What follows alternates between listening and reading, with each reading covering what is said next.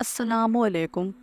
آج کے زمانے میں جب کوئی ریاکاری، منافقت اور ہر قسم کے ہتھ کنڈے استعمال کر کے کچھ نامعلوم مقاصد اور ہدف کے حصول کے لیے دین اور دینی اقدار کا استعمال کرنے لگتے ہیں تو لوگ انہیں سامری کا خطاب دیتے ہیں، لیکن شاید سامری کے بارے میں کچھ زیادہ معلومات سب کے پاس نہیں ہے، جس کا تذکرہ قرآن میں بھی آیا ہے۔ آخر یہ سامری کون تھا، اس کا کردار کیا تھا اور اس نے بنی اسرائیل کو کیسے بہکایا؟ ان تمام سوالات کے جوابات ہم آج کی ویڈیو میں تلاش کریں گے، تو آئیں شروع کرتے ہیں۔ شاہی نجومی کی پیشن گوئی نے تخت شاہی پر برجمان فرعون کے بدصورت چہرے کو مزید بھیانک کر دیا تھا۔ درباری بمصائب ہاتھ باندھے سر جھکائے بادشاہ کے کسی خوفناک حکم کے منتظر تھے کہ اچانک پرہیبت دربار کے وحشت زدہ ماحول میں فرعون کی غضبناک آواز گونجی، بنی اسرائیل کے تمام نوزائیدہ اور پیدا ہونے والے لڑکوں کو ذبح کر دیا جائے، کوئی لڑکا زندہ باقی نہ بچے۔ حکم شاہی کی فوری تعمیل کے لیے درباریوں کی دوڑیں لگ گئیں۔ اسرائیلی بستیوں کے گلی کوچوں میں فرعونی سپاہی گھر گھر تلاشی کے دوران معصوم بچوں کو ذبح کرنے میں مصروف ہو گئے۔ یہی وہ وقت تھا کہ جب بنی اسرائیل کی بستی میں 2 بچے پیدا ہوئے۔ ان میں سے ایک کی ماں نے اللہ کے حکم پر اپنے لگتے جگر کو ایک ٹوکری میں لٹا کر دریا کی موجوں کے حوالے کر دیا، اور یوں وہ بچہ فرعون کے محل کے اندر پہنچ گیا۔ دوسرے بچے کی ماں نے فرعونی سپاہیوں کے ڈر سے بچے کو پہاڑ کے ایک غار میں بند کر دیا۔ حسن اتفاق دونوں بچوں کا نام موسیٰ تھا۔ فرعون کے محل میں پہنچنے والا بچہ موسیٰ بن عمران علیہ السلام تھے، جن کی پرورش محل کے عالیشان ماحول میں فرعون کے ہاتھوں ہوئی، جبکہ دوسرے بچے کا نام موسیٰ بن جعفر تھا۔ پہاڑ کے بند غار میں اس کی پرورش حضرت جبرائیل امین نے کی۔ اللہ کے دشمن فرعون کی سرپرستی میں پلنے بڑھنے والا بچہ نبوت کے عظیم منصب پر فائز ہوا، جبکہ روح الامین حضرت جبرائیل علیہ السلام کے ہاتھوں پروان چڑھنے والا بچہ بدی کی علامت بن کر تاریخ میں برے الفاظ سے یاد کیا جانے لگا۔ حضرت ابن عباس سے روایت ہے کہ سامری پیدا ہوا تو فرعون کی طرف سے تمام اسرائیلی لڑکوں کے قتل کے حکم پر عمل درآمد جاری تھا۔ اس کی والدہ کو خوف ہوا کہ فرعونی سپاہی اسے بھی قتل کر دیں گے، لہٰذا بچے کو اپنے سامنے قتل ہوتا دیکھنے کی مصیبت سے یہ بہتر سمجھا کہ اسے جنگل کے ایک غار میں رکھ کر اوپر سے بند کر دیں۔ ادھر اللہ تعالیٰ نے حضرت جبرائیل امین کو اس کی حفاظت اور غذا دینے پر مامور کر دیا۔ وہ اپنی ایک انگلی پر شہد، ایک پر مکھن اور ایک پر دودھ لاتے اور اس بچے کو چٹا دیتے، یہاں تک کہ وہ غار ہی میں پل کر بڑا ہو گیا، اور اس کا انجام یہ ہوا کہ نہ صرف خود بلکہ بنی اسرائیل کو بھی کفر میں مبتلا کر دیا، پھر قہر الہی میں گرفتار ہوا۔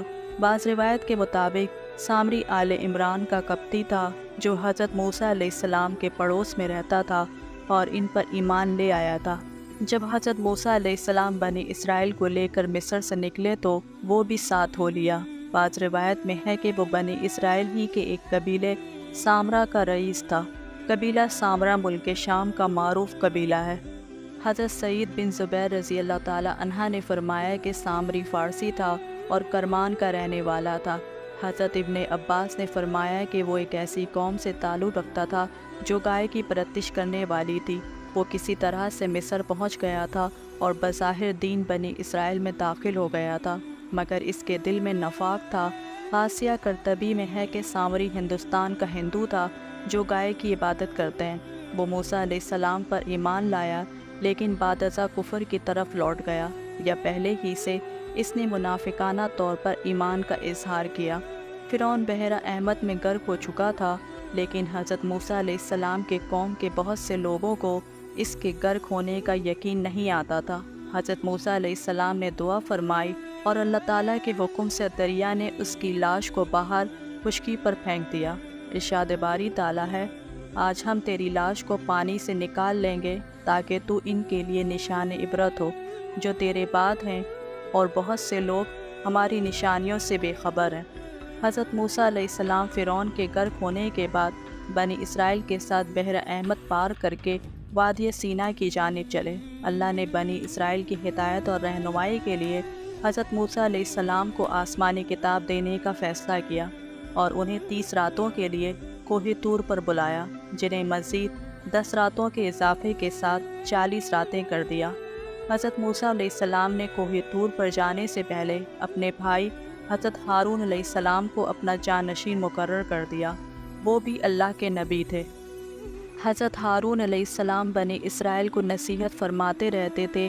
ایک دن انہوں نے فرمایا، اے بنی اسرائیل، تم لوگ جب مصر سے نکلے تھے تو تمہارے پاس فرعونی قوم کا بہت سا زیور امانت اور رعایت کے طور پر محفوظ ہے، جبکہ تمہارے اپنے پاس بھی بہت سا زیور موجود ہے۔ قبطیوں کا سونا چاندی تم لوگوں پر حلال نہیں ہے اور نہ ہی اسے واپس کیا جا سکتا ہے، چنانچہ میرا مشورہ ہے اس حرام کے مال سے ہم سب کو جان چھڑوا لینی چاہیے۔ پھر انہوں نے ایک گہرا گڑھا کھودا اور سب کے زیورات اس گڑھے میں دفن کروا دیے۔ سامری جادوگر یہ سب کچھ دیکھ رہا تھا، چنانچہ جب رات کے آخری پہر قوم گہری نیند سو گئی تو وہ خاموشی سے اس جگہ پہنچا اور تمام زیورات اکٹھا کر کے اپنی کھولی میں لے آیا اور اسے پگھلا کر گائے کا ایک بچڑا بنانے میں مصروف ہو گیا۔ سامری نے حضرت جبرائیل علیہ السلام کے گھوڑے کے سموں کے نیچے کی مٹی بھی اس میں شامل کر دی۔ یہ مٹی اس نے چپکے سے اس وقت لی تھی جب حضرت جبرائیل علیہ السلام بنی اسرائیل کو دریا پار کروا رہے تھے۔ بچڑا جب تیار ہو گیا تو اس کی خاصیت یہ تھی کہ جب اس میں ہوا داخل کرتے تو یہ بیل کی آواز نکالتا۔ اس مصنوعی آواز سے سامری نے بنی اسرائیل کو گمراہ کیا اور بنی اسرائیل کی ایک بڑی تعداد سامری کے مکر و فریب کا شکار ہو گئی۔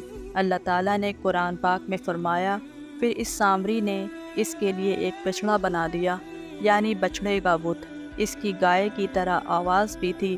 پھر کہنے لگا، یہی تمہارا معبود ہے اور موسیٰ کا بھی، لیکن موسیٰ بھول گیا ہے۔ سامری کے کہنے پر اسرائیلی بچڑے کو سجدہ کرنے لگے۔ ایسے میں حضرت ہارون علیہ السلام نے انہیں سمجھانے اور بچڑے کی عبادت سے روکنے کی بڑی کوشش کی۔ جیسا کہ قرآن مجید میں ہے، اے میری قوم کے لوگوں، اس بچڑے سے تو صرف تمہاری آزمائش کی گئی ہے، تمہارا حقیقی پروردگار تو اللہ تعالیٰ ہی ہے، بس تم سب میری تابعداری کرو اور میری بات مانتے چلے جاؤ۔ اسرائیلیوں کو سونے کا یہ گوشالہ اتنا اچھا لگا کہ حضرت ہارون علیہ السلام کی نصیحت کی بھی کوئی پرواہ نہیں کی اور بچڑے کی تعظیم اور عبادت چھوڑنے سے انکار کر دیا۔ انہوں نے جواب دیا، ہم تو موسیٰ علیہ السلام کے واپس آنے تک اسی کے مجاور بنے بیٹھے رہیں گے۔ کوہ طور پر اللہ تعالیٰ نے حضرت موسیٰ علیہ السلام کو اطلاع دی کہ اے موسیٰ علیہ السلام، سامری نے تیری قوم کو گمراہی میں ڈال دیا ہے۔ جب حضرت موسیٰ علیہ السلام کو یہ اطلاع دی تو وہ سب غم و غصے میں آ گئے، کیونکہ ان کی قوم نے ان سے وعدہ کیا تھا کہ ان کی کوہ طور سے واپسی تک وہ اللہ تعالیٰ کی اطاعت اور عبادت کرتے رہیں گے، لیکن نہ تو انہوں نے حضرت موسیٰ علیہ السلام کی واپسی کا انتظار کیا اور نہ ہی حضرت ہارون علیہ السلام کی بات مانی۔ اس کے برعکس وہ سامری جادوگر کی ہدایت پر بچڑے کی پوجا کرتے رہے، یہاں تک کہ اللہ تعالیٰ نے حضرت موسیٰ علیہ السلام کو ان کی قوم کی بدعہدی اور گوشالہ پرستی سے آگاہ کیا۔ حضرت موسیٰ علیہ السلام جب توریت کی تختیاں لے کر کوہ طور سے واپس ہوئے تو دیکھا کہ قوم سامری کے بچڑے کی پرستش میں مصروف ہے۔ یہ دیکھ کر آپ کو سخت تکلیف پہنچی، فوراً تختیاں ایک طرف رکھی اور اپنے بھائی کا سر پکڑ کر انہیں اپنی طرف گھسیٹنے لگے۔ حضرت ہارون علیہ السلام نے کہا کہ اے میرے ماں جائے، ان لوگوں نے مجھے بے حقیقت سمجھا اور قریب تھا کہ مجھے قتل کر ڈالتے، تو تم مجھ پر دشمنوں کو مت ہنساؤ۔ حضرت موسیٰ علیہ السلام نے اپنے بھائی سے فرمایا، اے ہارون، انہیں گمراہ ہوتا ہوا دیکھتے ہوئے تجھے کس چیز نے میرے پاس آنے سے روکے رکھا؟ کیا تو بھی نافرمان بن بیٹھا؟ اس وقت حضرت موسیٰ علیہ السلام نے نہایت غصے کی حالت میں اپنے بھائی کی داڑھی اور سر پکڑ کر جھنجھوڑا اور پوچھا، جس پر حضرت ہارون علیہ السلام نے انہیں اتنا سخت رویہ اپنانے سے روکا۔ سامری جو سر جھکائے قریب ہی کھڑا تھا، حضرت موسیٰ علیہ السلام سامری کی جانب متوجہ ہوئے اور سخت لہجے میں پوچھا، سامری تیرا کیا معاملہ ہے؟ تو نے قوم کو بت پرستی پر کیوں لگایا؟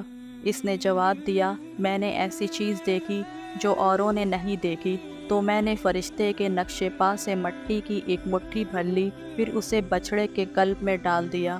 اس طرح میرے دل نے اس بات کو میرے لیے اچھا سمجھا حضرت جبرائیل امین کو دیکھنے کے تعلق سے ایک روایت یہ ہے کہ جس وقت بنی اسرائیل دریا پار کر رہے تھے تو حضرت جبرائیل امین ان کی مدد کے لیے اپنے گھوڑے پر سوار وہاں موجود تھے۔ دوسری روایت یہ ہے کہ دریا پار ہونے کے بعد حضرت موسیٰ علیہ السلام کو کوہ طور پر آنے کی دعوت دینے کے لیے حضرت جبرائیل امین گھوڑے پر سوار ہو کر تشریف لائے تھے۔ ایک روایت حضرت ابن عباس فرماتے ہیں کہ سامری کی پرورش خود حضرت جبرائیل امین کے ذریعے ہوئی تھی، جس وقت اس کی ماں نے اسے غار میں بند کر دیا تھا۔ حضرت جبرائیل امین روزانہ اسے غذا دینے آتے تھے۔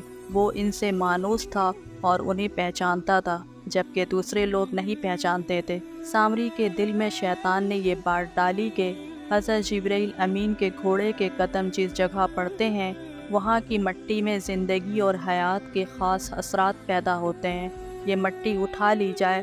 چنانچہ سامری نے وہ مٹی اٹھا لی۔ حضرت موسیٰ علیہ السلام نے سامری کے لیے جو سزا تجویز کی اسے قرآن کریم نے یوں بیان فرمایا ہے، کہا اچھا جا، دنیا کی زندگی میں تیری سزا یہی ہے، تو کہتا رہے گا مجھے نہ چھونا، اور ایک اور بھی وعدہ تیرے ساتھ ہے جو تجھ سے ہرگز نہ ٹلے گا، اور اب تو اپنے اس معبود کو بھی دیکھ لینا جس کا تو اعتکاف کیے ہوئے تھا، ہم اسے جلا کر ریزہ ریزہ کر کے دریا میں اڑا دیں گے۔ اور پھر ایسا ہی ہوا، وہ ایسی خطرناک بیماری میں مبتلا ہو گیا کہ ساری عمر یہی کہتا رہا کہ مجھ سے دور رہو، مجھے نہ چھونا، اس لیے کہ اسے چھوتے ہی چھونے والا اور سامری دونوں شدید بخار میں مبتلا ہو جاتے، اس لیے جب وہ کسی انسان کو دیکھتا تو فوراً چیخ اٹھتا۔ پھر وہ انسانوں کی بستی سے نکل کر جنگل میں چلا گیا، جہاں اس نے جانوروں کے ساتھ حیوانوں کی طرح زندگی گزاری اور یوں عبرت کا نمونہ بنا رہا۔